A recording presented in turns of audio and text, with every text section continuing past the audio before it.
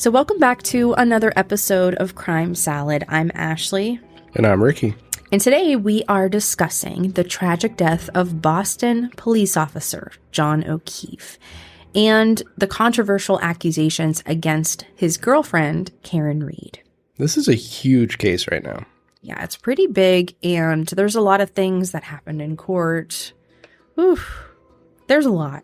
There is. I know today is Thursday, June 27th, when we're recording this episode, and it marks the third day where the jury still haven't come up with a verdict. So hopefully that's soon. It was on a frigid morning in January of 2022 when Boston police officer John O'Keefe was found lifeless outside the home of fellow officer Brian Albert in Canton, Massachusetts. Now, just hours earlier, John O'Keefe had been dropped off at his residence by his girlfriend, Karen Reed, to attend a gathering, an after-party. This chilling discovery led to his transport. When first responders found his body, he was transported to a local hospital where he was pronounced dead. This incident has since ignited intense scrutiny and legal proceedings against Karen Reed. And in this episode, we will talk about the haunting details of that night and explore the burning question: was it Karen Reed? Was she framed, or was there something else that happened? And that's the big question. Yes, it is. Now, this case, like we mentioned, it is still ongoing, so there may be updates after this recording, but all in all, there's so many twists and turns, so stay tuned, be patient as we give you all the information, and if there's any updates coming through, maybe we can do a little side salad. So let's start by learning about Officer John O'Keefe. At 46 years old, he was a dedicated Boston police officer with 16 years of service. He was assigned to the Sex Offender Registry Unit. He attended Braintree High School and Northeastern University, earning a master's degree in criminal justice from UMass Lowell. In 2013, John's life took a major turn when his sister Kristen died from a brain tumor. Damn. And her husband passed away from a heart attack 2 months later. Now, John, he stepped up to raise their 2 children. He moved into a safer environment in Canton, Massachusetts, and he transferred to a less risky position within the police department. Wait, so where was he living before that? In the city of Boston. Oh, wow. In the city. Okay. Yeah, and it was a big change. He made the move to Canton for his niece and nephew to give them a safer and more stable environment. It's pretty admirable how he stepped up for these 2 kids. And then there's Karen Reed, who was an accomplished academic. At 44 years old, she held both a bachelor's and master's in finance from Bentley University and worked as an adjunct instructor there. Additionally, she had a significant career in equity research at Fidelity Investments. Karen and John, they met in 2020, and they were quite close. Karen often stayed at John's house, helping care for his niece and nephew, and they both had professional careers, and they were dating. And then, in the early morning hours of January 29th, 2022, John O'Keefe was found unresponsive in Brian Albert's yard. So let's start with the timeline. So at 7:37 p.m. on January 28th, 2022, John arrived at C.F. McCarthy's to meet some friends, including some fellow police officers. Karen joined him at 8:51 p.m., followed by Matt and Jen McCabe at 9 o'clock.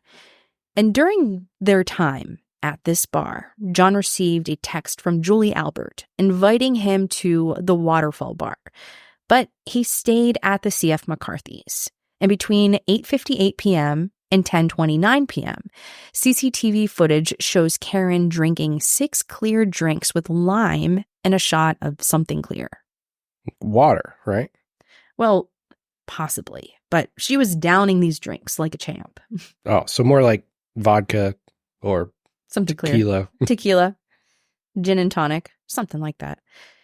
And then at 10 p.m., Brian Albert arrived at McCarthy's. And then 40 minutes later, Karen and John left the bar together. At 10:41 p.m., Julie texted John from Waterfall Bar and Grill. So I'm assuming that's where they went next. Yeah. So this is like the second time Julie's saying, hey, come on over to the Waterfall Bar.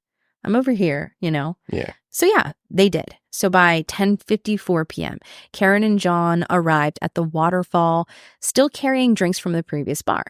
Sometime before midnight, Julie ended up leaving the bar due to a migraine. All right. So Julie's out of the picture. She went home. She went to bed. Yeah. So yeah, she went home around midnight, and she just so happens to be just a few houses down from John's place.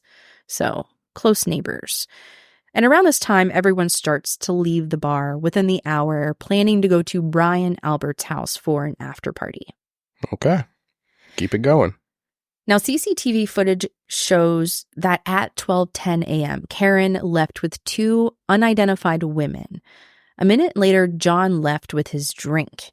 Jen McCabe left at 12:13 a.m., and John texted her at 12:14 a.m. asking, where to? Jen replied with Brian Albert's address, 34 Fairview Road. And then at 12:18 a.m., John called Jen for more specific directions. And by around 12:24 a.m., Karen's Lexus SUV was between 32 and 34 Fairview Avenue, according to the car in the cell phone data. So where's John? John was in the car with Karen, and they both arrived around 12:21 a.m. to 12:24 a.m., and his fitness app recorded him taking about 80 steps within the first 3 minutes. So 80 steps into the house or what? It's kind of weird here because what the data showed was there was 80 steps recorded by John's fitness tracker between the time of 12:21 a.m. and 12:24 a.m., indicating that there was movement from the driveway area to the back of Brian's house and around the yard.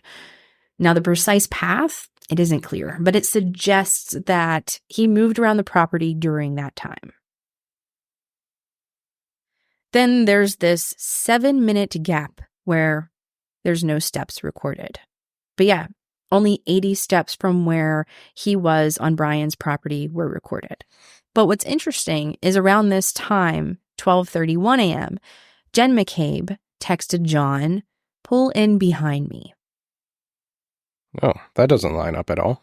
And this is one of the many discrepancies that come up in this case. Now, throughout the night, the snow started to fall around 12:50 a.m., while people were coming and going from Brian's driveway between 1 and 1:30 a.m. One witness later claimed to have seen a 5 to 6 foot black blob in Brian's yard, but they didn't investigate it or think anything of it. This witness didn't come forward until she testified in front of a jury 2 years after John's death, which raised questions about why she never told the police or mentioned it to anyone earlier. However, around 2:30 a.m. was when the snow started to lay down pretty heavy. A snowplow driver came through Brian Albert's street, and the only thing that he noticed that was unusual was a black SUV that was parked in front of Brian's house. In court, he was asked specifically if he saw anything else abnormal or perhaps a body laying in the yard, and he said that he didn't. Like we said, on this day specifically, the snow was coming down pretty heavy. There was about 1 to 2 inches of snow on the ground around this time, approximately.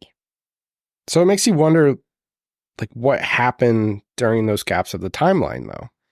Yeah, it seems like there's a lot of movement around that time. There's a lot of people coming in and out, leaving and coming and going. The snow's coming down. There's a lot going on. Okay, so what about Karen, though? Did she ever make it inside of the house? No, she never made it inside the house. She never went to the party. She spoke with Court TV in an interview and mentioned that she dropped John O'Keefe off and saw him exit the car towards the house, and she left. However, a witness testified 2 years later, like we mentioned, that while she was waiting to pick up her friends in her car, she described what she saw as a black blob in Brian Albert's yard around 1 o'clock, 1:30.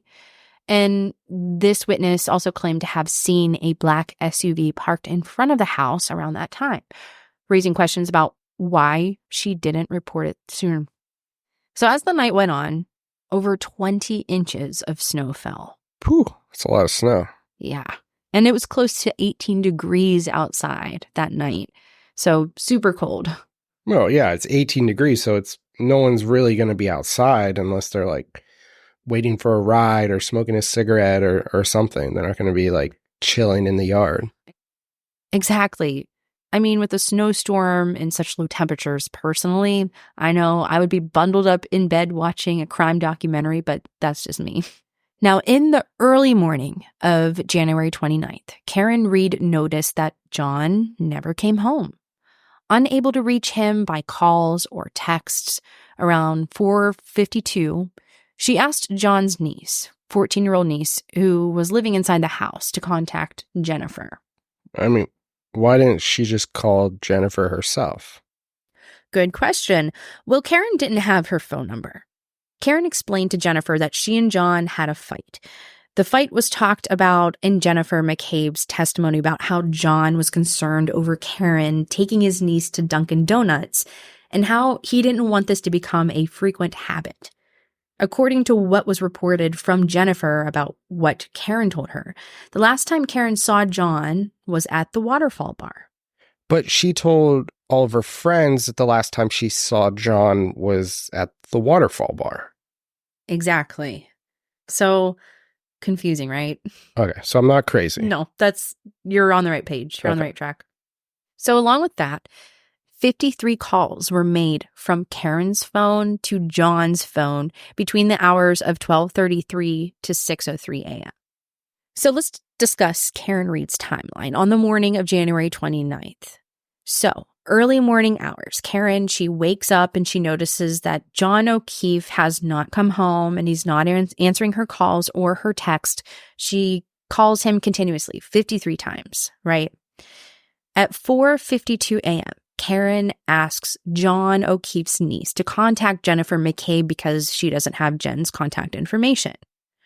And then 5 a.m., Karen calls her friend Carrie Roberts, expressing her worry and saying, quote, "I wonder if he's dead. It's snowing. He got hit by a plow."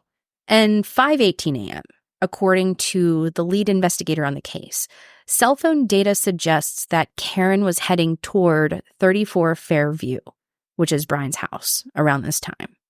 And then by 5:30 a.m., Karen and Carrie arrive at Jen's home, where Jen described Karen as hysterical. Jen then drove Karen back to John's house in Karen's Lexus, with Carrie following behind them. Now, during this drive, Karen repeatedly asked, "Could I have hit him? Did I hit him?" And she mentioned a cracked taillight on her SUV. Upon returning to John's house, all three women got into Carrie's car and continued their search. During this time, Karen expressed her concerns repeatedly to Jen and Carrie. She's freaking out. She's concerned, like something bad happened and she knows it and she doesn't know what to do. Now, to point out, the cell phone data, which assumes Karen drove toward 34 Fairview Road at 5:18 a.m. before going to Jen's house, raised some questions in court. So what was the point of driving in that direction, though? I mean, why not just say, "Hey, meet me over at Brian's," or even just calling around? It's like Karen jumped to conclusions right away, saying things like, "He was hit, he's dead, a snowplow hit him." You know, these are like huge things. Like, why are these the first things to come to mind? Like, honestly, couldn't he have just passed out and like dropped his phone on the floor and he's asleep on some dude's couch? Like, exactly. Like, why do you have to get all of your friends together after literally just not being able to contact your boyfriend to go look for his dead body? It doesn't make sense. Like 4 or 5 o'clock in the morning too. And why jump to conclusions that he's possibly like dead out in the snow, you know? Honestly, It's kind of strange. Like we mentioned, Karen, she is calling John's phone during this entire time. And Jen is also calling around, and she calls a neighbor of John's, Julie Albert, who just so happens to live a few doors down from John O'Keefe's house. And they asked if maybe he passed out at her place. Okay. I mean, I guess they're kind of calling around, but Julie's the one who actually went home from the bar that night, right? She had like a migraine or something. Yeah, exactly. Not to mention, doesn't she live just down the street from? Just a few houses down from where John is. So yeah, why would he pass out at her house? Like, go 3 houses down or whatever it is and sleep in your own bed. Like, that doesn't make a lot of sense. Unless they had some kind of thing going on. Because I know that they were texting each other, you know, at the waterfall bar. Like, hey, come on over to the waterfall bar. But it's kind of strange. Yeah. So they begin their search for John again. And Carrie said that it was snowing heavily with poor visibility when they arrived at 34 Fairview, which is Brian's house where the after party took place. And she noted that Karen immediately said that she saw John. Neither her nor Jen could see anybody or John or anything lying in the snow. And he was actually covered by the snow. So it's dark out, you know, 5-something in the morning. It'd be hard to see somebody laying in the snow, but she saw him immediately. He wasn't moving, and he appeared to have been there all night. Karen attempted to save him by giving him CPR with Carrie's help, and Jen McCabe called 911. Despite these attempts to revive him, John was pronounced dead at the hospital.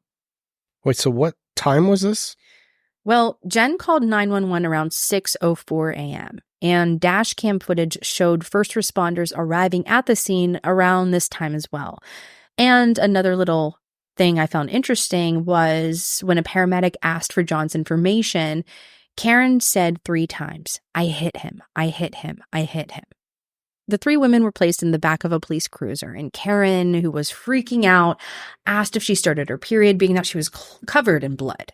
And she seemed like she was in a state of shock and realization as she asked the first responders in a panic if he was dead. So she had blood all over her. Yeah, John's blood. John's blood, wow. Now, around this time is when Jennifer said that she did a Google search about hypothermia and how long it takes for someone to die in the cold. All right, let's break this down. There's a lot of things happening. There is, yeah. A lot of things going on. So the night before, Karen allegedly dropped off John at Brian's house for the after party, right? This is like 12:20, 12:24, something like that.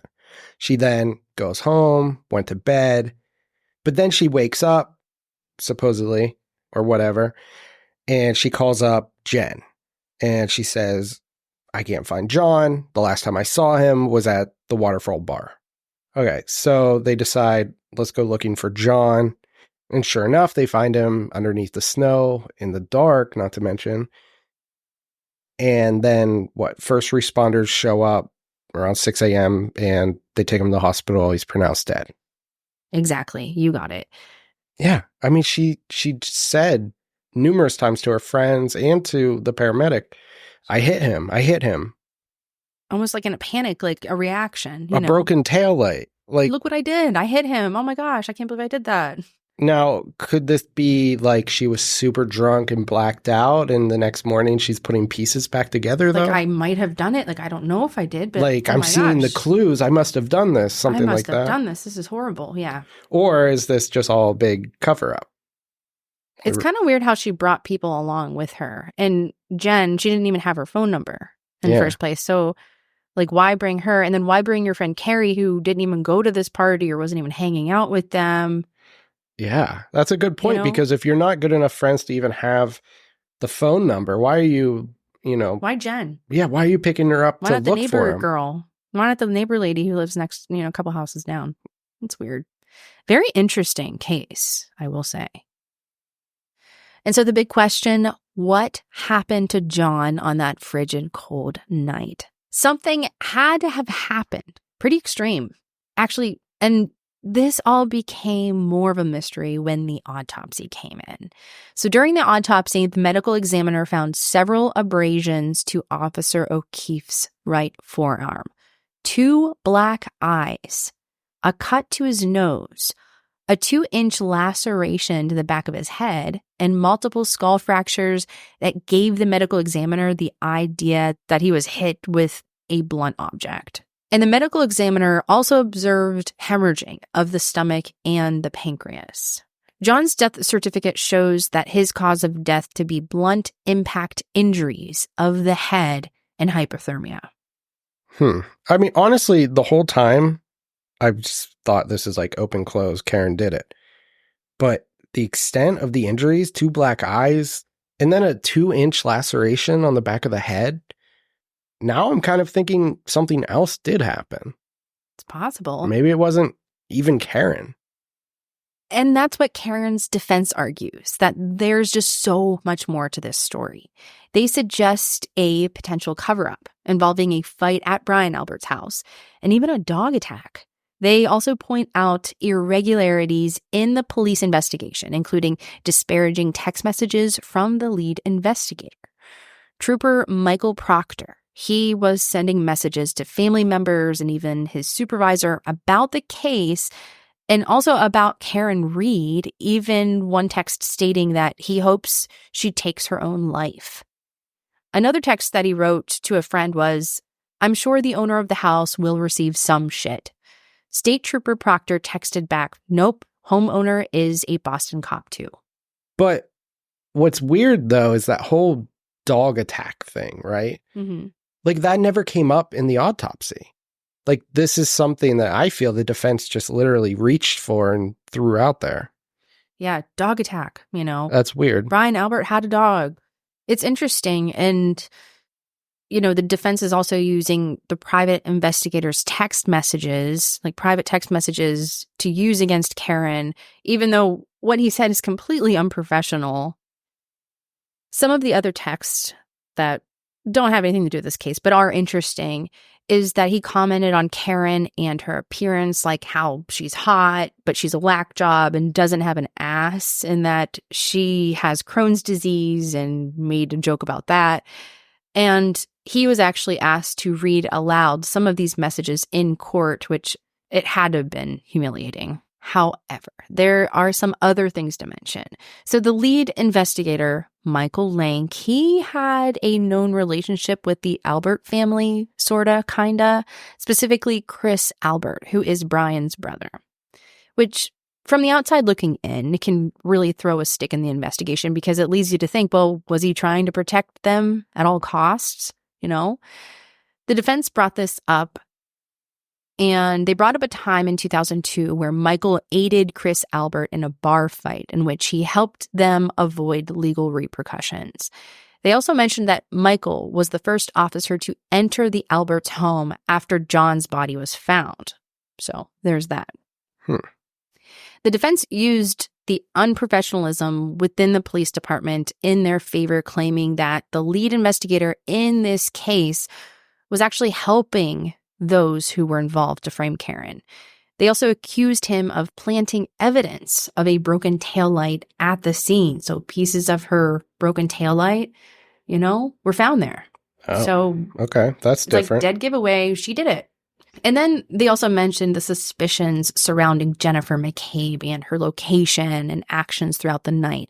They pointed out the discrepancies, like different versions of her whereabouts and activities, different phone calls and messages. With the lead investigator on the case, Michael Proctor, a call log was reviewed that showed some of the calls between the two were sometimes a minute long in length or, a few seconds, a few times a day. And when questioned about the Google search that she made on the morning of January 29th about the hypothermia, how long until you die in the cold, Jennifer McCabe claimed that Karen Reed asked her to look that up for how long it takes someone to die in the cold after they found John O'Keefe in the snow. Like, how long was he out there for? Kind of thing. However, defense attorneys argue that McCabe actually made this search hours before O'Keefe's body was discovered. So roughly around 2:30 a.m., casting doubt on her account that she looked this up around 6 a.m. after he was found. Another topic that fell into the defense's favor suggested that the evidence was possibly mishandled. Defense attorney Alan Jackson, not the country singer, Ricky, Oh. questioned a video that was shown to the jury that shows Karen's SUV being driven inside of the Canton Police Department garage. And Jackson pointed out writing on another vehicle in the garage and the garage door that appeared to be mirrored. However, police could not explain why this video was inverted. But the defense used this as possible manipulation. Like they were trying to hide the broken taillight because you couldn't see it in the camera. And you see Michael Proctor walking behind the passenger side taillight as if he was, doing something with it, like adding something to it or. Yeah, I see kind of where they're going. But personally, they even said that like the video jumped around, right? And I know they questioned that. And in court, they basically said, well, I would assume that it's because it's motion detection. It activates because of motion. So that's why it kind of jumps around. But if they were really hiding something, they would just cut that part of the tape, like where the officer went behind the car or something, in my opinion. Like I personally feel that, and maybe I'm wrong, but it's such a risk to the investigation to do something like that. And it's so obvious, like when you look at the other car, that it's flipped. Mm-hmm. So to me, it kind of seems like maybe this is just how the security camera records. Yeah, it seems kind of like they were just trying to, like the defense was maybe just trying to throw off the jury. Yeah. Like, look what they did. They aren't. Yeah, they're reaching. Yeah, it does kind of sound like that. Now, also, according to the defense, the Canton police used red plastic solo cups to collect blood-stained snow and a leaf blower to uncover evidence. Rest in peace, Toby Keith. This isn't exactly standard procedure. Typically evidence is collected meticulously, especially in a potential homicide. But I guess they used what they had at the time. Maybe they didn't see this as a murder, or maybe they saw this as an accidental death. But it's definitely strange. And even in court, Canton Police Lieutenant Paul Gallagher admitted that it was an unusual scene because of the weather, and they improvised with what they had, and they didn't do it by the book. So he agreed. That's not the usual way to handle a scene, but it did bring into question the integrity of the evidence collected. And as we mentioned, the broken taillight. There were pieces of Karen's Lexus taillight that were found near the crime scene, which the prosecution argued that this is evidence that she hit him, but the defense claims that these pieces were planted to frame Karen. Which maybe they were. Possibly. We don't know. Now, what's interesting is, on top of all of this, inside of the broken taillight of Karen Reed's car, investigators found pieces of fabric, hair, and blood. See, this part's weird to me. Like, what are the chances of, if she were to back up into somebody collecting all of those things? Right. Conveniently in that location. Yeah, so this guy, he gets 2 black eyes. Allegedly, he's hit by Karen's SUV as she's backing up, and he's hit by her taillight, which takes in all these different things: blood, hair, fabric, even parts of his cup that I didn't mention, all while getting 2 black eyes, a fractured skull, like he was bludgeoned by something. Right. Now, there was a fire hydrant near where the crime scene was, so did she hit the reverse, meaning to go forward? Did she slam on the reverse, hit him? He landed on the hydrant. That would have been a hard hit. Now, a police officer talked with Karen Reed on the day of John's death. And during this interview, Karen said, "You are aware that he was beaten up by Brian and Colin Albert, right? I mean, we're all in on the same joke. My taillight was cracked and John was pulverized." Police also spoke with the homeowners, the people that attended the party, and they all said that John never was seen walking into that house that night. So the defense attorneys, they were arguing that John O'Keefe was actually killed during a fight inside of Brian Albert's home. And that's what the defense attorneys went with, that John O'Keefe was actually killed during a fight inside of Brian Albert's home at 34 Fairview Road. And they also maintained that John O'Keefe was attacked by a dog after the fight, which we mentioned. However, forensic scientists, when they got their hands on the case, there was no canine DNA found on John. So there's also something about butt dials. NBC News reported that defense lawyer David Yannetti pointed out two curious phone calls between Brian Higgins and Brian Albert at 2:22 a.m. So on January 29th, after the party at Brian's home, Brian Albert accidentally made this 1-second call to Brian Higgins. And Brian Higgins called him back, and this call lasted about 22 seconds. However, Brian Higgins testified that he had no recollection of calling Brian back. Strange. Brian Albert admitted that he had his phone with him in bed on the night of O'Keefe's death, and he was awake at the time. The defense, comparing call logs, asked him about the 1-second call placed to Higgins at 2:22 a.m., just hours before O'Keefe's body was found in Albert's yard. And Albert explained, "I butt dial people often, and I make inadvertent calls. I could have hit a last call from him by accident." He also mentioned that he was in bed and involved in an intimate situation with his wife at the time. Brian Higgins, who is also an agent with the Bureau of Alcohol, Tobacco, and Firearms and Explosives, exchanged numerous text messages with Karen Reed before John O'Keefe's death and testified about a kiss between him and Karen Reed. After the incident, Brian Higgins destroyed his phone and his SIM card, claiming that it was for unrelated security reasons, which has raised suspicions and a lot of questions from the defense about potential tampering with evidence and his involvement with the case. Now, as for Jennifer McCabe, she testified that she placed several inadvertent calls to John O'Keefe's phone, 7 in total. She spoke with John O'Keefe by phone at 12:14 and 12:18 on January 29th. If you remember, she was giving him directions on where Brian Albert's home was. However, there were 7 unaccounted calls between 12:29 and 12:50 a.m. McCabe said, "I don't remember making any of those calls, so my assumption is I put my phone in my back pocket, and that's what happened." Right. So that explains it. Everyone's just butt dialing each other. Yeah. And then there's Turtle Boy. Turtle Boy? Aidan Kearney, known as Turtle Boy. He's a former high school teacher who turned journalist and activist and is now the senior editor of TB Daily News.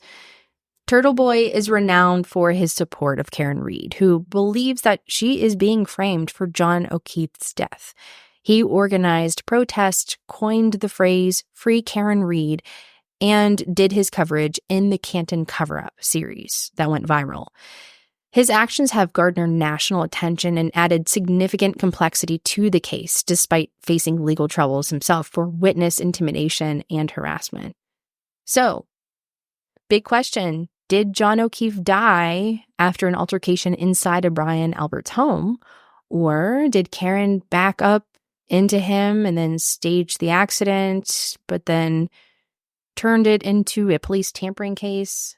I have no idea. It honestly could go either way. It could be, one of the police things. It's like blue blood, stick together type. It's so weird. And then the text messages between Brian Higgins and Karen Reed and like the kiss thing, it's like, a little suspicious there. Right. I don't know either. It's weird. A group effort? It's hard to say. But yeah, this trial has seen a lot of dramatic moments, more than your normal, I would say, from first responder testimony, medical experts, to the lead investigator being unprofessional. Oof, a little dramatic, wouldn't you say? Yeah. But that concludes this week's case. Give us a thumbs up, support Crime Salad. Yeah. And us, and thank you so much for listening to us. It means the world. 100%. Make sure you check out our Patreon. I know we're trying to do a lot of things over there. There's some personal stuff that happened in our life over the last week. Our son was sick. We spent most of this week in the hospital. Hopefully we'll get a little update and throw it on Patreon for free and paid members. Yeah. It's been a little stressful, but it's so nice to like sit here in the studio and kind of like do this. Yeah, for sure. Until next time.